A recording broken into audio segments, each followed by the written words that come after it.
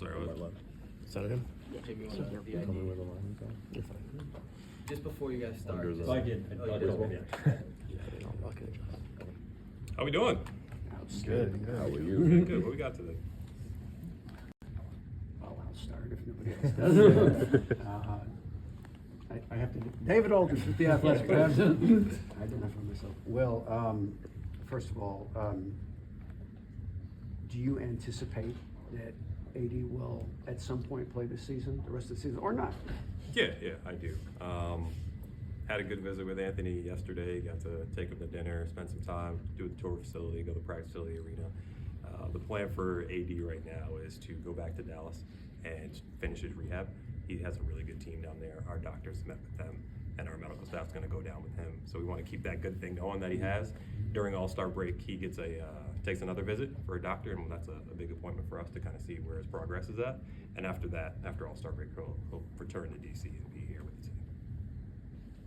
Is he still on the initial return to play with the hand was 6 weeks, so March? Yeah, I think it was like a 6 to 10 week type Yeah, thing, yeah. diagnosis, so we'll get a better feel for it. So he'll be this back, but not, weekend. obviously not playing. Yeah. Okay. He'll start his rehab, continue his rehab with his program with people down in Dallas, and then we'll kind of oversee and be around it, and then kind of have him here for a little bit as well. So we'll know more after All-Star break when he sees the doctor. Bijan Todd, Monumental Sports Network. I'm curious, which side of the trade was the first person to make contact? Was it Washington saying we want to go out and get a superstar, or was Dallas saying this guy is available? Yeah, I think with any trade deadline, you're having communication with all teams pretty consistently. Unlike the draft, or it's like one finite day, one finite time. With the trade deadline, you can do it all months leading into. So we contact every team. Normally talk to different people within the department. So we've been talking for a long time with every team in the league, and you have conversations about different players, and it morphs into another player, different concepts, and people make other trades and want to balance their books, financials. So you're always checking in all the time. So there's continuous dialogue with every team in the league. And with Anthony coming here, I'm curious how you think he'll coincide with other players on the team, specifically Alex Sarr, how you plan to deploy them in the development aspect of Alex's game. That can Very well. You probably saw the excitement on my face when you asked that question. AD's a special player, special talent. He obviously opens up so much on offense because he demands double teams. He can score in different areas. Defensively has been an anchor, rebounder, rim protector. And you have him at the 4, Alex at the 5, protecting the paint. Bilal, Keyshawn, Jameer, some of our elite wing defenders out there. Like we want to be long, want to be athletic, want to be able to protect the paint better than we have. And I think adding someone like him opens up the game of a lot of our other players, but also allows him to be Anthony Davis too. Will, Tigerman DC News. Now, what do you think this trade in the past couple months of moves tell? What do you think the fans are going to take from these trades, and what do you think what is the organization telling the fans when they make moves like this? Yeah, I think Michael sat up here in this room probably a little bit earlier in the month or last month and talked about the next phase for Wizards basketball, and I think we're starting to enter that.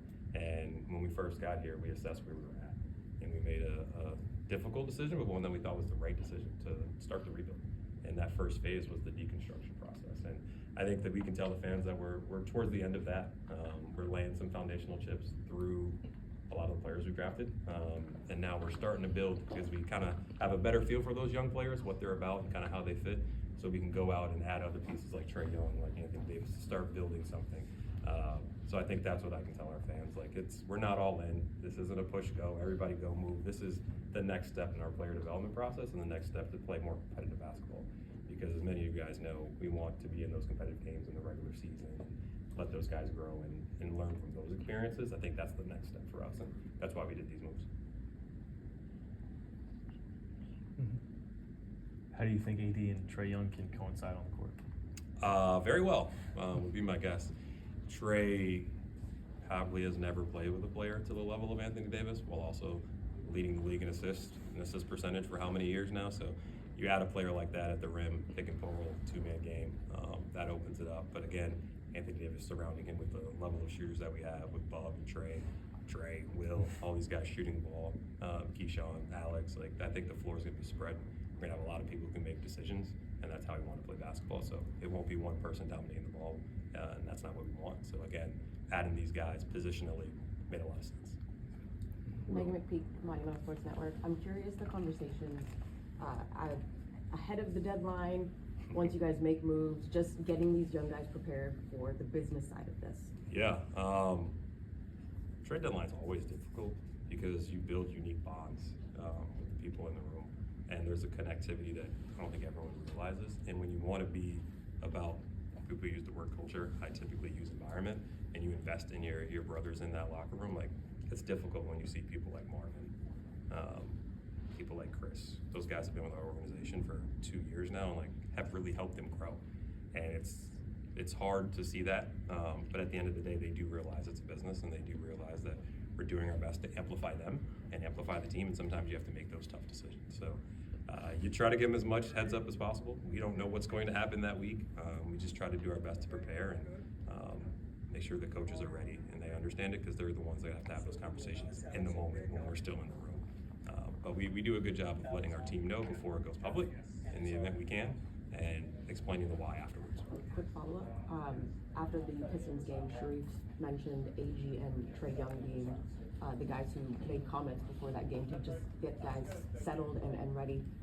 Knowing that you made a move for Trae just weeks before that, and he was already willing to step in that veteran role in the locker room, what does that say about the type of environment that you're building and want to continue to build? Yeah, I think AG is a staple and has been that for us for a long time, and that's who Trae Young wants to be, and that's who he is, and I think he wants to show that, not to the media, but to his teammates. And I think you guys are seeing it in those different situations. And the game before, you saw the nerves. You saw everybody thinking what could happen. And once the trade kind of happened, they level set it. I was talking to Coach Keith. He said before the game, he's like, I walked in, these guys are ready tonight. He was like, people have took a deep breath. They're ready to go. We'll see a good effort out of the guys tonight. I think we saw that night. Hey, Will. Ben Schroeder with the Locked On Wizards podcast. One of the things that has kind of been reported around AD in his time in Dallas was that he wants a new contract. He and his agent have been pretty adamant about that. Have you guys had any type of conversation with Anthony Davis' agent about a possible contract extension? What would that look like? Yeah, no, we haven't had any conversations about that. That's something you can't even talk about until the summertime. But Rich Paul, myself, Michael Minger, we have a good relationship and good rapport. So when it becomes time to have those conversations, I'm sure we will. But the most important thing is getting him healthy and then getting on the floor so that he can play with his teammates and get to learn them. Well, Clem Consor, my email Sportsnet. As you watch the improvement of all the young players, Will Riley, as of late, has jumped off the charts a little bit, and his acumen. Did you guys know about his acumen to score at such a young age? Just your thoughts on what you're seeing with the way he plays, because to me it's really rare to see a 19-year-old play the way he does. Yeah, appreciate you asking about Will. I think at the beginning of the season we talked about having a lot of depth at the wing and not being able to see everybody at the beginning of the year, and people still working and developing and waiting for their opportunity and being ready. I think with Will Riley, he did a good job, and it's a good example of staying ready with the go-go, playing those meaningful games and getting those reps and building his confidence. And to ask, did I know it was going to happen this fast, or kind of know the type of player you could be with the IQ and the decision-making? Yes, but less about me, more about our environment and our group of scouts and our evaluators. They saw him at EYBL, like Dickie Simpkins, Steve Cook, they're out there, Amber, like they go all the time. So we're watching those players at a younger age, and we saw Will with the ball in his hands. Now he's grown to 6'10" and is building more confidence, and I think he'll have a huge jump this summer, physically, but also basketball-wise. So seeing him, seeing Jameer, Tristan, Sharif, like those guys get their opportunities to compete with first-line guys, that's what this year is all about for us, like full roster development and trying to answer as many questions as we can on who's going to move forward with us after this year. Well, Will and AP, is there any more updated details on Trae Young's timeline to return? Not right now, because Trae is going to be reassessed during All-Star break as well, and then coming out of there, hopefully we'll have an update for everyone. So he's on timeline. He's still working on the court. He started doing one-on-one, starting to do a little bit more two-on-two type actions where you don't get light contact. He's playing with the coaches, so he's trending in a positive direction. But again, it's about getting healthy, getting fully all the way there. When you play hard one day, 1-0, making sure that your bodies can recover for the next night. So again, we want to make sure he's 100% healthy for him out there. Well, Chase Hughes, my email Sports Network. How do you expect offensive roles to change with the young guys now that you are incorporating Trae and Anthony Davis? Maybe guys are used to playing on the ball. Yeah. Again, we want our guys to process information really fast and be able to make decisions with the ball, and that's what we've drafted. And I think you can see that's what we've traded for as well. And the way we want to build our team, everyone eats, and that's kind of the goal. And I don't see too much of a shift in just terms of how we want to play stylistically, and I think those guys will be able to be amplified by Anthony and Trey, but also help their games as well. So our guys are building confidence.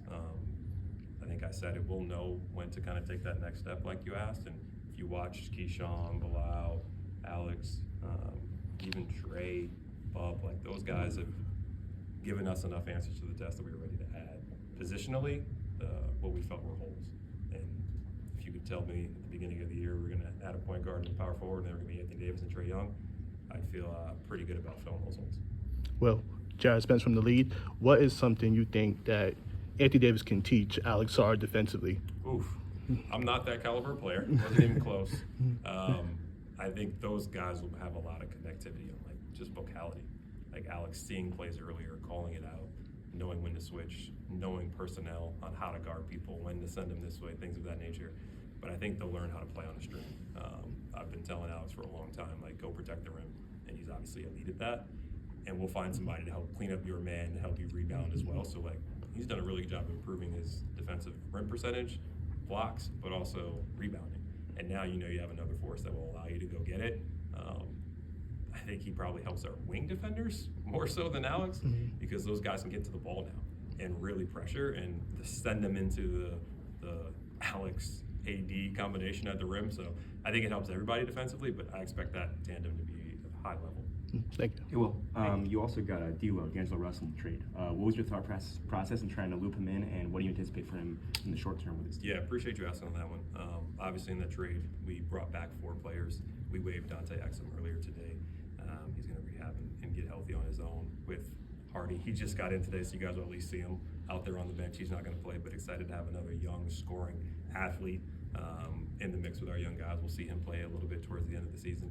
And with D'Angelo, we've talked to him, talked to his representatives. At the time, he's not going to report, and as we try to figure out what's best for him and us in our future.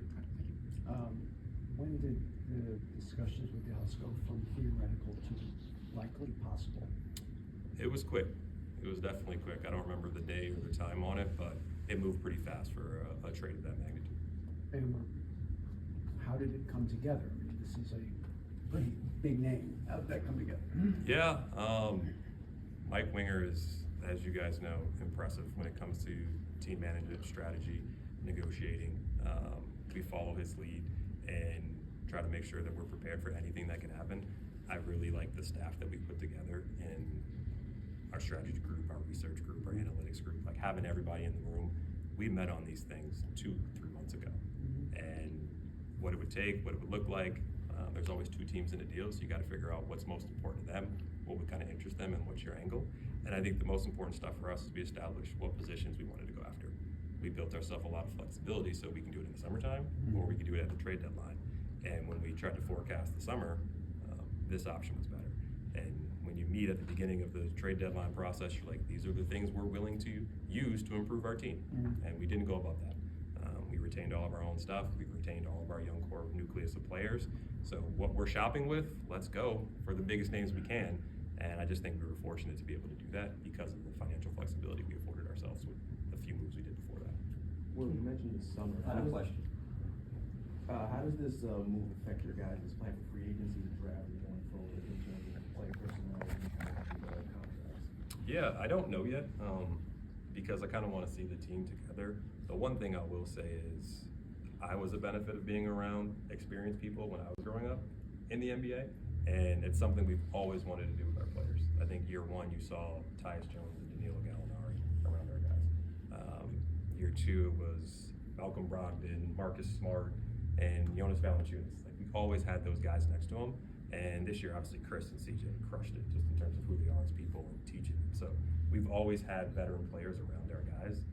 Now we've just stepped up the level that they can be amplified by the players on the court as well. So adding Trey Young and Anthony Davis, we want to see those guys together with our young core, who's going to be the core that carries us moving forward, and see how they blend and they mix and build some chemistry towards the end of the year into the summer and then into obviously the beginning of next season. And we still have a little bit of flexibility to add to the team in the summer, and hopefully with the lottery gods have our favor and we can add another high-level young talent in June as well. So that's kind of the plan for now. Thank you, guys.